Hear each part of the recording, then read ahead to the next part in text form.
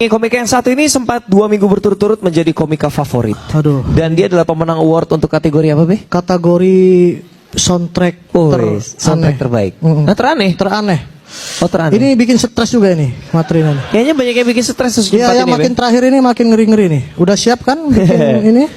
Udah siap ya, kita panggilin aja bersama-sama. Mari kita berikan tepuk tangan Siapa untuk dia? Anis, Anis sayang, mana Anis, mana Anis.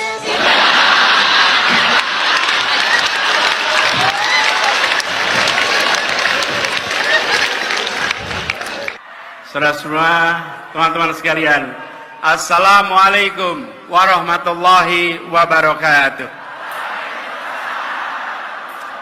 Ada taman yang posisinya di samping sungai, sehingga dia pada saat musim hujan, ketika sungai airnya meningkat, didesain untuk menampung luapan air sungai, sehingga parkirnya di dalam taman. Kata Pak Anies ini parkiran, ternyata banjir isinya. Bukan banjir, itu memang parkir air.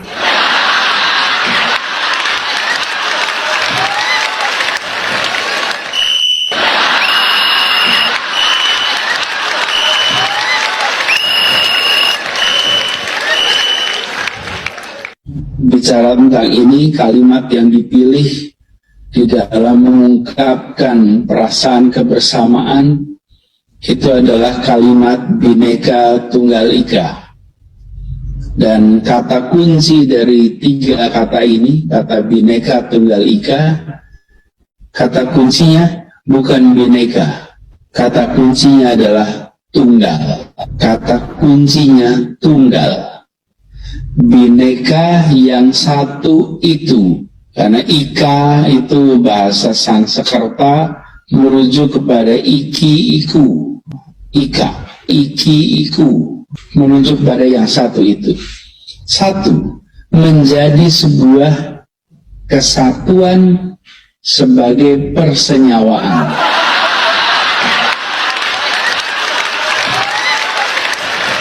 Bila ada satu hari di mana muncul angka kualitas udara sangat buruk di hari itu, kemudian hari-hari berikutnya itu kembali seperti normalnya Jakarta, pasti ada sebuah peristiwa yang terjadi di hari itu. Nah, yang perlu kita lihat adalah bahwa kualitas udara itu tidak ada pembatasan KTP administrasinya. mikir. Apa alat transportasi yang dimiliki oleh hampir setiap orang? Apa ya?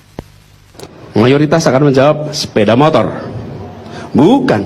Alat transportasi yang dimiliki semua orang adalah kaki. Kaki. Karena itu yang harus dibangun pertama adalah untuk kaki. Ini gagasan.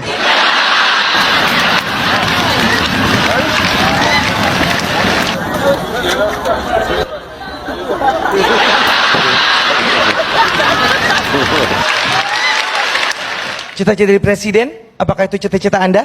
Bukan. Wah, kok jadi nyapres? Iya, ini mendadak gitu. saya bedakan antara cita-cita dan misi. Cita-cita itu sesuatu yang ingin diraih, sesuatu yang ingin dicapai. Jadi seperti tadi, saya ingin meraih apa? Meraih apapun yang saya kerjakan 3 kriteria. Tapi kalau menjadi pemegang otoritas di Republik ini, itu persoalan misi, bukan persoalan cita-cita. Jika Anda bercita-cita jadi presiden, maka Anda akan keluarkan uang habis-habisan untuk bisa meraih perhatian publik dan kemudian bisa mendapatkan posisi presiden. Masuk akal. Itu jika Anda bercita-cita jadi presiden. Tapi jika Anda punya misi, maka Anda akan tulis gagasan. Anda akan tulis gagasan, Anda akan buat langkah-langkah untuk apa? Untuk Republik ini. Ini misi ini adalah misi untuk membuat Indonesia lebih baik. Bukan sekedar visi, bukan sekedar misi. Karena visi dan misi bisa dikarang. Visi dan misi bisa dibuatkan orang. Tapi yang kita tawarkan adalah rekam jejak karya yang senyatanya sudah dilakukan. Pemerintah Provinsi DKI Jakarta menebang ratusan pohon di pelataran sisi selatan Monas, Jakarta Pusat demi revitalisasi kawasan Monas. Ya, penebangan pohon dilakukan di tengah bencana banjir yang melanda ibu kota. Tak hanya itu, Saudara, Pemprov DKI Jakarta belum mengantongi izin pembangunan.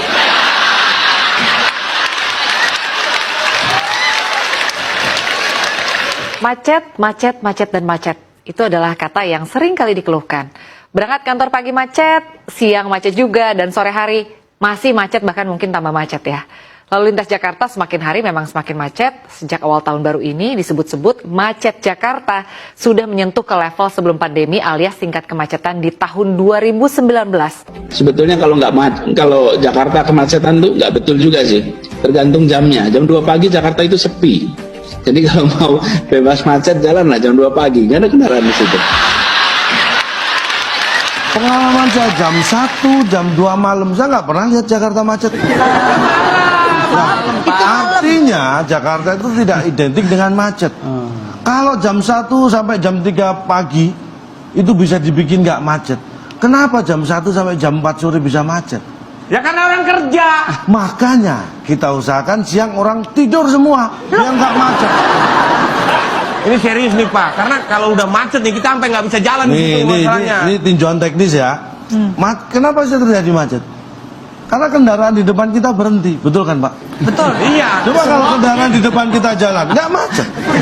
Semua begitu. Itu penyebab macet. Tapi kenapa macet menjadi semakin panjang? Kenapa? Karena perilaku kita juga. Sudah tahu depan mobil kita berhenti, kita ikut-ikutan berhenti.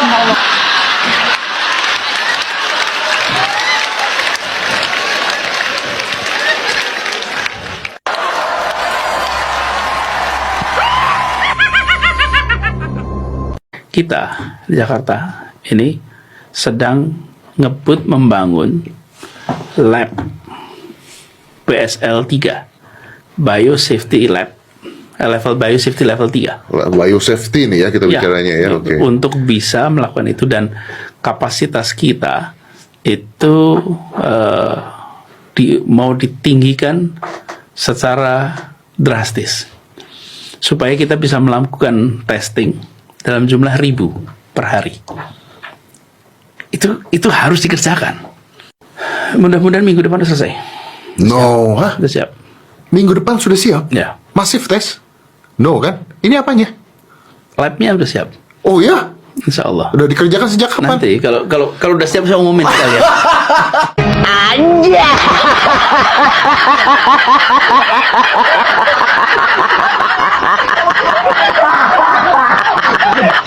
Kak Anies, Gubernur DKI 5, sebelumnya Menteri, Gubernur DKI 5 tahun, dan DKI adalah ibu kota negara ini, sehingga sebetulnya secara logis apa yang dilakukan oleh Kak Anies sebagai Gubernur dan Jakarta sendiri itu banyak mendapatkan coverage pemberitaan media ya, dan media sosial. Anda juga sangat aktif. Tapi kenapa survei Anda di antara 3 nama yang disebut, Ganjar Pranowo yang sudah menjadi bacawa pres PDIP, kemudian Prabowo Subianto, itu paling rendah, selalu paling rendah, ya. Dan dianggap turun kecenderungannya. Nah, mungkin pertanyaan itu harusnya pada para surveyor ya, karena mereka yang melakukan survei, mereka yang memilih responden, mereka yang memilih timing. Tapi bagi kami melihat bahwa survei yang terpenting itu pada tanggal 14 Februari 2024. Oke. Itulah survei yang terpenting.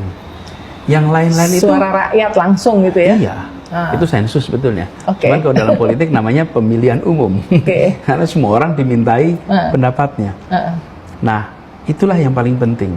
Menuju ke sana ada dinamika, ada macam biasa. Jadi tetap yakin bahwa meskipun surveinya paling rendah dibandingkan dengan 2 nama itu, Kak Anies dan koalisi tetap confident. Gini, ini adalah soal kepercayaan yang sudah diamanatkan. Saya diberikan kepercayaan dari Partai Nasdem, Partai PKS, Partai Demokrat.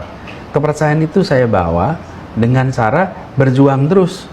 Untuk apa? Menawarkan gagasan, menawarkan rekam jejak, menawarkan karya kepada publik.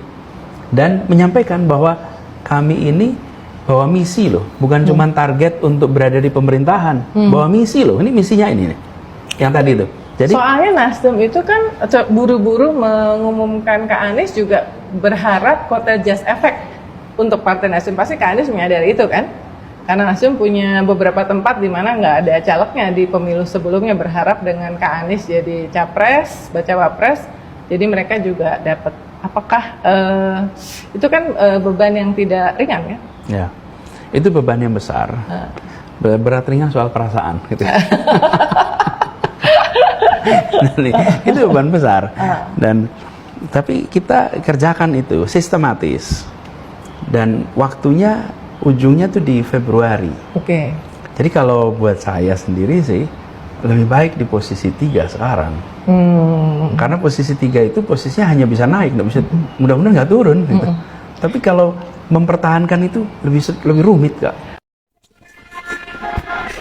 Ternyata bukan hanya seorang si Amis yang pintar membuat masyarakat Indonesia tertawa. Ternyata juru bicaranya juga seperti itu. Ditanya apa, jawabannya apa, ya Tuhan. Gagasan yang ditawarkan apa untuk menyelesaikan persoalan mafia-mafia itu? Karena kan kemarin sudah disampaikan. Permasalahannya tuh permasalahan infrastruktur, ya permasalahan juga mobil listrik, ya permasalahan demokrasi. Caranya gimana, Bang? Loh, caranya kan berkuasa lah dulu. Itu gimana caranya? Saya pikir perubahan dan perbaikan itulah caranya. Gimana mungkin ya seorang yang diduga telah melakukan korupsi selama menjabat sebagai gubernur bisa memberantas para mafia, sedangkan dia sendiri banyak diduga korupsi atas Formula E, tanah munjul, apalagi anggaran kelebihan bayar, anggaran pasir lah, anggaran ya banyak. Gimana mungkin seseorang yang terlibat di dalamnya memberantas koruptor-koruptor itu, mafia-mafia itu, gimana caranya? Mustahil. Mulai muncul. Aku khawatir lali.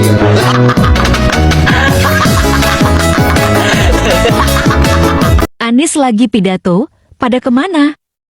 Karena keadilan dan kesetaraan. Dengan keadilan kita punya persatuan, dengan kesetaraan kita punya persatuan. Mari kita pulang dari peringatan 21 tahun PKS, 115 tahun kebangkitan nasional dengan membawa pesan, kami hadir untuk menghadirkan keadilan sosial bagi seluruh rakyat Indonesia. Kami hadir untuk memastikan ada kesejahteraan bagi semua. Kami hadir untuk memastikan muncul persatuan. Oke guys, Assalamualaikum warahmatullahi wabarakatuh. Salam, Om Swastiastu, Namo Buddhaya, salam kebajikan dan salam sejahtera untuk kita semua. Saudaraku sebangsa dan setanah air, para penonton kanal YouTubeku yang sangat saya hormati dan sangat saya cintai. Dalam muatan video tadi, kita menyimak bersama-sama bagaimana kekonyolan atau lawakan yang dilakukan oleh Anies Rashid Baswedan. Dalam muatan video tadi, banyak sekali unsur ngakaknya, unsur lawaknya. Ya, begitulah sosok Anies yang sebenarnya. Ketika kita berbicara bahwa Anies itu tidak konsisten, Anies itu adalah seorang pembohong, dalam muatan video tadi menunjukkan bahwa itu adalah fakta yang sebenarnya. Lantas pertanyaan dari saya, apakah sosok manusia seperti ini layak untuk dijadikan sebagai capres atau layak dijadikan sebagai pemimpin di bangsa yang begitu besar ini? Ini adalah sebuah PR besar yang harus kita pikirkan bersama, yang harus kita renungkan bersama. Jika kita menginginkan bahwa bangsa kita ini bisa maju, bangsa kita ini bisa sejahtera, apakah sosok seperti Anies mampu melakukan itu? Saya secara pribadi, saya katakan bahwa tidak. Karena sosok seperti Anies hanya pandai bernarasi, pandai berpidato, pandai untuk merangkai kata, tetapi nihil dalam aksi nyata. Oleh karena itu, kepada para pemirsa sekalian, saya mengajak bahwa semoga muatan-muatan video tadi dapat menambah wawasan kita, dapat menambah pengetahuan kita, dapat membuat kita menjadi sadar untuk melihat rekam jejak dari seorang Anies Rashid Baswedan. Mari, tetaplah berpikir kritis, tetaplah berpikir waras. Saya Nai dari Provinsi Nusa Tenggara Timur, saatnya rakyat jelata harus berani untuk bersuara.